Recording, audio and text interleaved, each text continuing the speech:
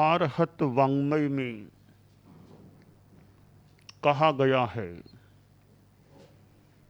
इंद्रियत्थे विवज्यता सज्जायम चेव पंचः तम मुत्ति तत्पुरक्कारे उव उत्ते इरियम रिये।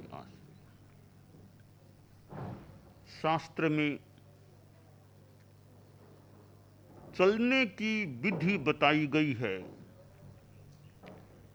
वह साधु के लिए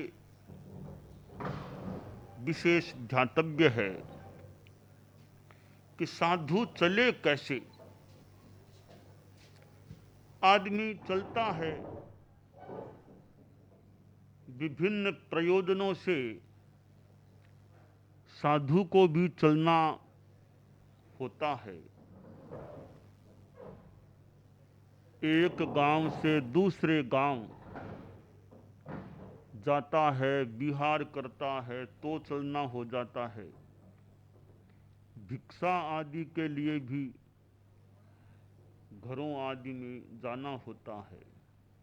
तो साधु चले कैसे, बताया गया, इंद्रियत्थे विवज्यता। पहली बात है, इंद्रिय विषयों का वर्जन करके चले।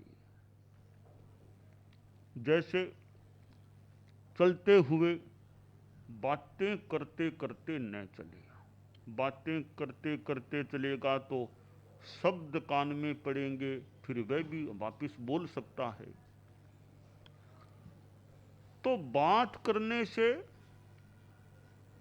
चलने की विधि बाधित हो सकती है, क्योंकि साधु का धर्म है अहिंसा पूर्वक चलना। संयम भी रहना चाहिए। साधु के 5 महाव्रतों में पहला महाव्रत है सर्व प्राणातिपात विरमण। प्राणियों की हिंसा से सर्वथा यथाविधि मुक्त रहना, यानी सर्व हिंसा का परित्याग। साधु खुद भोजन न पकाए, रसोई न करे, कुकिंग खाना पकाने का काम न करे, क्योंकि रसोई बनाने में, भोजन पकाने में भी जीवों की हिंसा हो सकती है।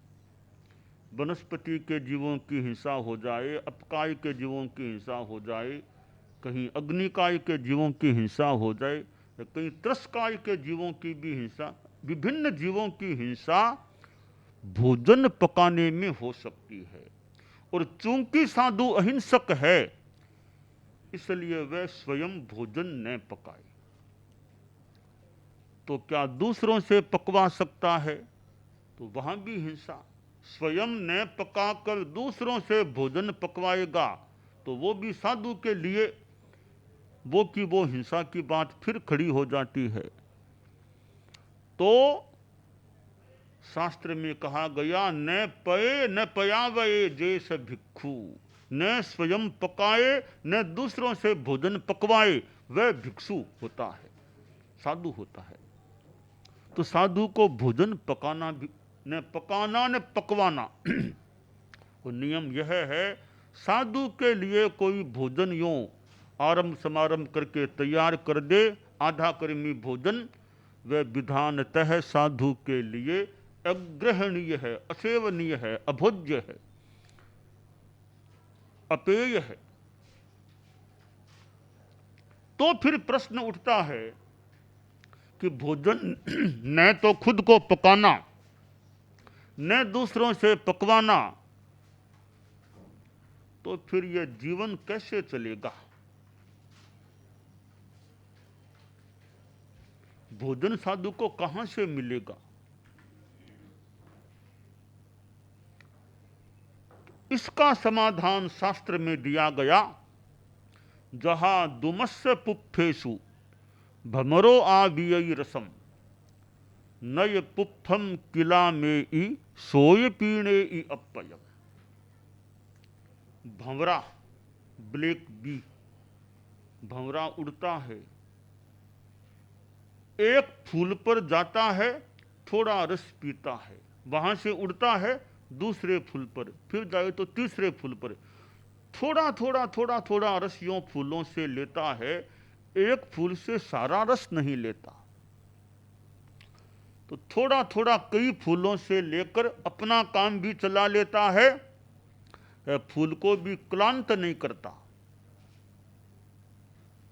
साधु भी भंवरे की विधि को काम में ले, खुद को तो खाना पकाना नहीं, दूसरों से पकवाना नहीं नियम तय, तो क्या करे, घरों आदि में जाए, थोड़ा आपके घर से ले लिया, थोड़ा आपके घर से लिया, थोड़ा आपके घर से लिया, कई घरों से जा जा करके आधी रोटी के एक जितना जैसे लेना थोड़ा थोड़ा ले करके खाना इकट्ठा हो गया, वो साधु लोग खा लो बस, न तो पकाना पड़ा खुद को, न पकवाना पड़ा। साधु के लिए एक्स्ट्रा हिंसा नहीं होनी चाहिए। आपके घर में गए, मान लो आपने 2 चपाती साधु को बैरा दी, तो थोड़ा आपके कम हो गया, आप सोचो रे 2 फुलके कम हो गए, लो 2 फुलके और बनाओ और बनाओ, वो ठीक नहीं। आपने साधु को दान दे दिया, अब साधु को दान देने से जो थोड़ी कमी हो गई है, उसकी पूर्ति और खाना बना करके नहीं करना, तो थोड़ा फिर आप कम खा के रह जाओ, तो वो धर्म अच्छा हो गया, उनोदरी हो गई।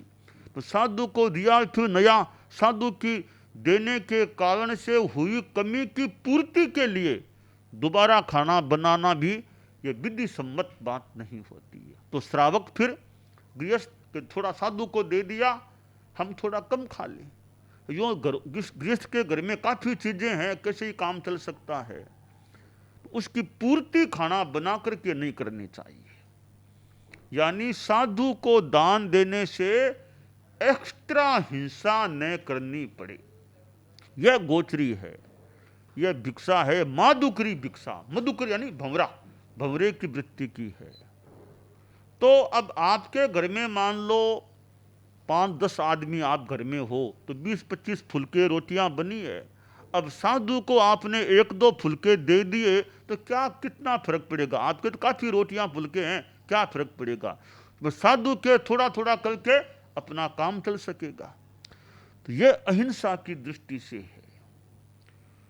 तो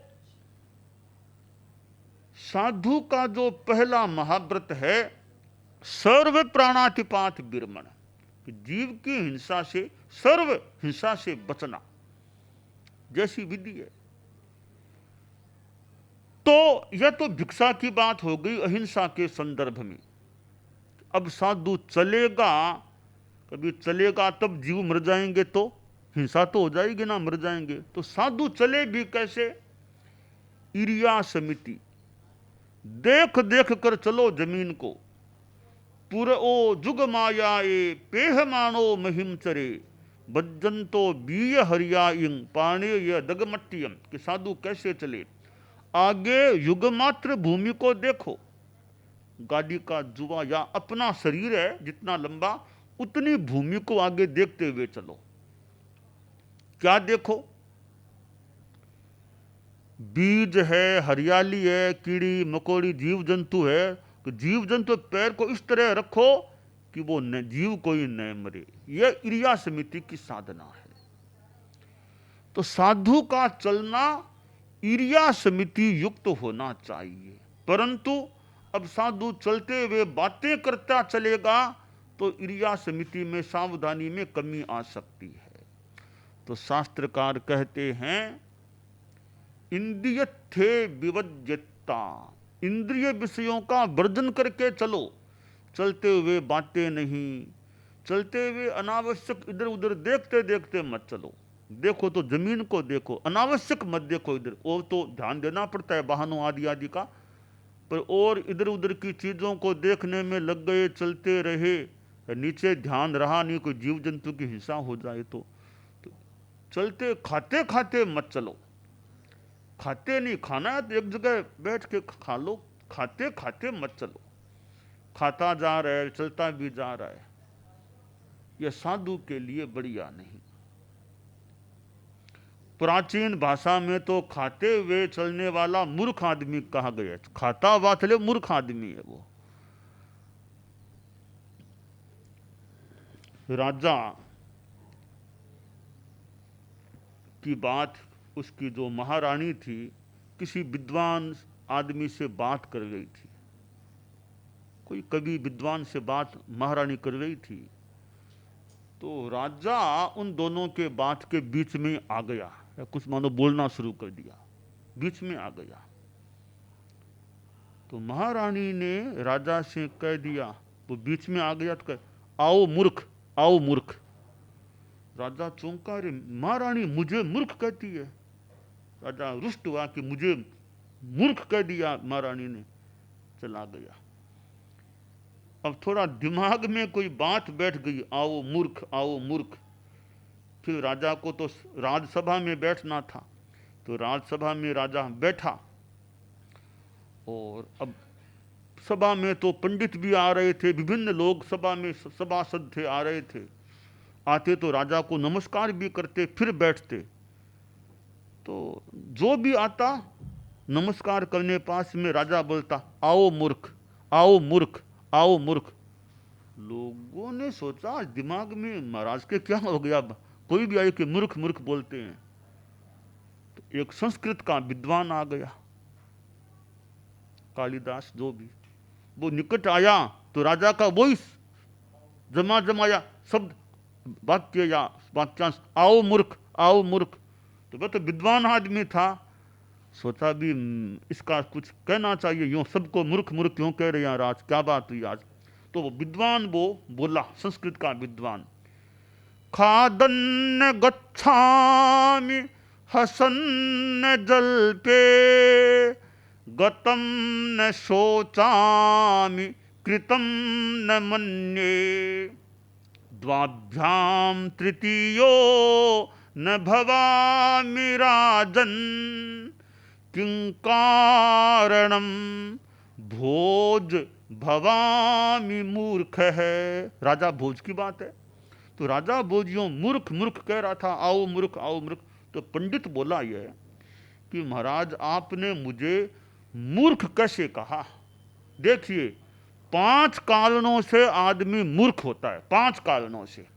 पहला कारण है खादन, खाता हुआ कोई चले वो मूर्ख होता है। तो महाराज मैं तो खाता हुआ चलता नहीं हूं, तो मैं मूर्ख कैसे हुआ। दूसरी बात, हसन्न जल पे, तो हंसता हंसता बोले तो बाद में हंसे पहले बात में, तो वो मूर्ख आदमी है। बात कही नहीं, खुद ही हंसने लग गया बीच में ही, तो यूं बोलते बोलते हंसे, वो मूर्ख होता है। तो मैं तो ऐसे बोलते बोलते हंसता नहीं हूं, तो मैं मूर्ख कैसे हुआ। तीसरा कारण है गतम, जो गई बात के लिए शोक करता रहे, बार बार गई बात को याद करता है, वो मूर्ख आदमी है। मैं तो गई बात का शोक करता नहीं। कृतम न मन्ये, और कोई किसी का भला हमने कर दिया, किसी का हित कर दिया, बार बार गिनाई, मैंने तेरा ऐसा किया, मैंने तेरा, तो वो मूर्ख आदमी। बार बार क्या, एक कर दिया, अब बार बार बात में मैंने तेरा यह किया, मैंने तेरा, ये बार बार गिनाना मूर्खता का लक्षण है। तो महाराज मैं तो ऐसा करता नहीं, मैं तो उपकार करके किसी को गिनाता नहीं हूं। अब 5वां कारण है द्वाभ्याम तृतीयो, कोई आदमी दो आदमी बात कर रहे हों और बीच में कोई जाए वो मूर्ख आदमी होता है। यह बात कही राजा का दिमाग ठनकारे कि मुझे महारानी ने मूर्ख ठीक ही कहा था, मैं 2 के बीच में चला गया, उनकी बात के बीच में क्यों गया, तो वह मेरी मूर्खता थी। अब राजा का स्पष्टीकरण हो गया कि मुझे महारानी ने मूर्ख क्यों कहा था, आओ मूर्ख क्यों कहा था, मेरी गलती हो गई थी, मैं 2 के बीच में चला गया। तो 5 कारणों से आदमी मूर्ख होता है प्राचीन ये श्लोक के आधार पर। पहली बात, खाता खाता चले वह मूर्ख आदमी है। हंसता हंसता बोले, पूरी बात कही नहीं, पहले ही हंसना शुरू कर दे, वह मूर्ख आदमी है। और गई बात के लिए शोक चिंता करता रहे, वह मूर्ख आदमी है। किसी का भला करके बार बार गिनाए, वह भी मूर्ख आदमी है। है। दो बात कर रहे हों, दो के बीच में कोई पर्सनल बात हो रही हो, गुप्त बात, उसके बीच में कोई चला जाए तो मूर्ख आदमी होता है। तो अब राजा भोज का दिमाग स्पष्ट हो गया कि मैं दो वे बात कर रहे थे, उनके बीच में चला गया, महारानी और वो पंडित बात में थे, यह मेरी भूल थी। तब महारानी ने मुझे आओ मूर्ख ऐसा कहा था। तो साधु मूर्ख न बने, साधु खाते खाते न चले, चलते चलते साधु न खाए, ताकि इंद्रिय विषयों का संयम हो जाएगा तो इर्या समिति ठीक रह सकेगी। तो इंद्रिय विषयों का वर्जन करके चले। और स्वाध्याय, चलते चलते साधु को स्वाध्याय भी नहीं करना। ऐसा नहीं कि चलते चलते किताब पढ़ता रहूं, वो ठीक नहीं। कि चलते चलते ढाल गाता गाता चलता रहूं, गीतिका गाता गाता चलता रहूं, ठीक नहीं। चलते चलते नवकार मंत्र का जाप जोर जोर से बोलते बोलते चलूं, वो भी साधु के लिए ठीक। चलते हुए ये काम मत करो। करना है तो एक जगह बैठ जाओ, खड़े हो जाओ, वहां करो। चलते चलते ये काम नहीं करना, न गीत गाना, न किताब पढ़ना, न ऐसे बोल के जप करना। तो इंद्रिय विषयों का वर्जन और स्वाध्याय भी नहीं करना। कि चलते चलते प्रश्न उत्तर कर लें, वो भी चलते चलते नहीं करना। तन मूर्ति बन जाओ, चलने का गतिमय बन जाओ, गति को ही सामने रखो और उपयुक्त हो जाओ, दत्त चित्त हो जाओ, उसी में ध्यान को मानो लगभग एक तरह से नियोजित कर दो, इर्या समिति में ध्यान रखो, ऐसे चलना चाहिए। तो यह साधु के लिए चलने की विधि है। और आजकल तो ये इर्या समिति है ही, और इस दृष्टि से भी काम की है, सड़क पर बातों में मस्त हो जाओ कहीं कोई, इसलिए वो लिखा हुआ भी होता है कि मोबाइल फोन के साथ मोबाइल फोन मत करो, ड्राइविंग करते करते मोबाइल फोन मत करो। आप स्कूटर पर चलते हो, साथ में वो बात भी करते हो फोन से। तो हमारे तो यह पुरानी रीत है कि चलते चलते बात नहीं करना, पर दुर्घटना से बचने के संदर्भ में भी चलते चलते मोबाइल फोन से बातें करना, ऐसे ही बातें करना नहीं करना बढ़िया है। तो इर्या समिति वो शरीर की रक्षा की दृष्टि से भी कि चलते इसमें बातें नहीं करना, जागरूक रहो। तो यह भी हमारे संतों के लिए भी ध्यान देने की है कि हमारी इर्या समिति है वो दुर्घटना से बचाव के लिए भी उपयोगी बन जाती है। कि चलते चलते बातें मत करो, चलते चलते और कहीं ध्यान मत लगाओ, इधर उधर देखने में। इर्या समिति का ध्यान दो, साथ में वाहन आदि का भी ध्यान रखो। तो चलना कैसे चाहिए, यह गृहस्थों के लिए भी ध्यान देने की बात है। कि ठीक है, साधु जितनी मान लो इर्या समिति की बात गृहस्थ के न भी अनुकूल पड़े, तो भी एक सीमा तक चलते चलते अपना संयम रखना अच्छा होता है। तो गृहस्थ भी चलता है तो यह ध्यान दे ले भी कि कोई जीव जंतु दिख रहा है तो कम से कम पांव को ऐसे न रखूं कि जीव जंतु मर जाए। सड़क पर कई बार जीव जंतु पड़े होते हैं, कोई लट है, कोई और कुछ जीव है, तो उन पर पांव क्यों पड़े? दिख रहा है या ध्यान से देख ले भी जीव जंतु हैं, तो मैं पांव मेरा जीव जंतुओं के ऊपर तो नहीं पड़े। तो इसमें अहिंसा की साधना भी हो जाती है।